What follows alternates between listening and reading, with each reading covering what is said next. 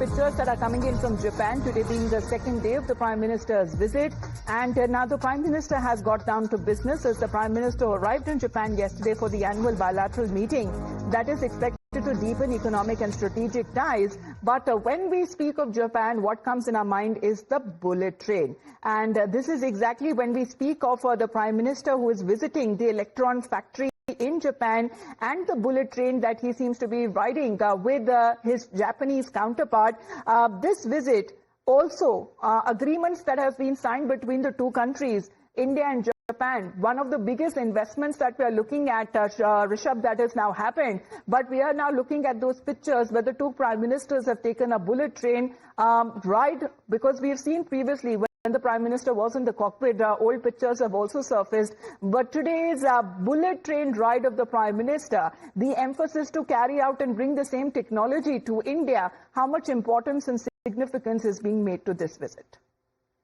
CB George, India's ambassador to Japan, in an exclusive interview to Times Now, has confirmed that India might have the bullet train infrastructure ready by 2027. And this is what the Indian diplomat has said when he was speaking to our senior executive editor, Madhavdas Gopalakrishnan. So, in a way, bullet train is important. Bullet train is also important because this connects two major hubs in India. Ahmedabad and Bombay are the two ends of the first bullet train project, and if that succeeds, we'll have more bullet train projects in India as well. And Prime Minister himself taking a ride on a bullet train, reaching Sendai, where he will be visiting semiconductors. So semiconductors, bullet train, the supply chain that we're looking at with Japan is something which is very, very important. See, what is here? When it comes to Japan, the stakes are clear. We have to ensure that we go by the Quad's expectation. We have to counter US's accusation. We have to also get rid of the China shadow in the region. At the same time, we have to keep on track the economic ties with Japan. And this all is something that needs to be done. This is the major, stakes that India have in Japan right now as the visit is ongoing. And as Prime Minister is on bullet train right now on way to Sendai, it is going to be very interesting because this bullet train is what meeting industry leaders and the Prime Minister also highlighting when it comes to the potential state preferences and also collaboration in this regard, where discussions that have also been held on furthering to deepen the growing partnership between India, states and also Japanese prefectures in areas of technology, innovation, investment, skills, startups and SMEs, where now what is being said that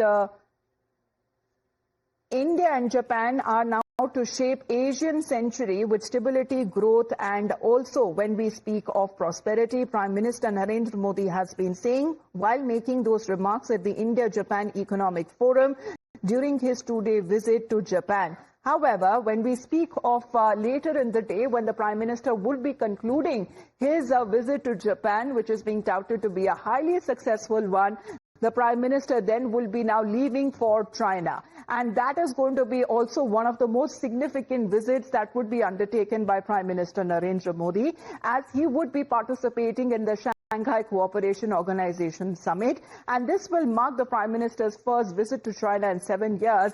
This would be his first visit since the 2020 Galwan clashes, and a crucial one that also comes amid the ongoing tariff war with the United States. The SCO summit will see coming together some of the world's most formidable leaders of the global south, with many calling it as a show of global south solidarity. So now what does it mean for the rest of the world, and what will Donald Trump and the United States and the European nations be doing, especially when it comes to closely monitoring the SCO summit, which is said to be one of the most biggest and the most powerful summits that would be taking place. Let's take a look exactly why Americans would be now wary of the SCO power play.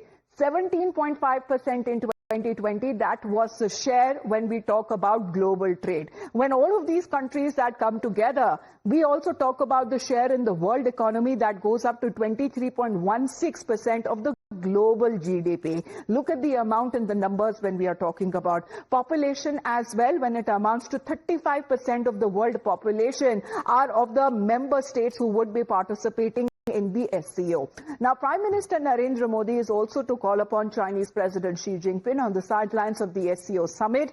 And this meeting comes just a month after External Affairs Minister Dr. S. Shankar met Xi Jinping in China. This was the first high-level meeting since the 2020 clashes. So why is this meeting called to be very, very significant? Now, exactly when it comes to the Prime Minister's visit to China, why does it matter? The Prime Minister's first visit to China after the Galwan clashes, another significance that is being accorded is the attendance signals India's strategic economy, and we also talk about how it displays India's resistance to Western pressure that has been building over the last few months.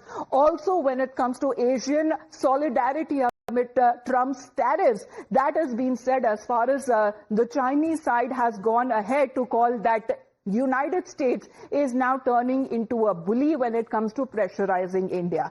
So Times Now is your one-step destination when it comes to the fastest updates on the SCO summit, as we will be getting you on-ground updates from China when the Prime Minister will land later in the day. The global order is changing and India is diversifying its strategy. India is looking for multilateral engagements. First, the Prime Minister's visit to Japan and now China. These are not just about strengthening bilateral relationships between the countries, but it's also about promoting the voice of Global South. Now remember, this also speaks volumes about India's complex strategy of resetting and maintaining relationships with China at the same time strengthening its partnership with Japan. These summits come at a time when the tension between India and America is only escalating over the issue of 50% tariff. But apart from renewed focus on cooperation in various sectors, including trade and technology, India's objective is also to get the member states of SCO to deliver a strong message against terrorism, extremism and separatism. As far as when it comes to the fastest updates, you can watch right here on Times Now as we are tracking the Prime Minister's visit, of course, to Japan. And later, when he concludes his visit to Japan later in the day, he's expected now to land in China, where we will be getting you the updates coming in from the SCO summit. With that, we head into a short break. I'm Swati Joshi and I've got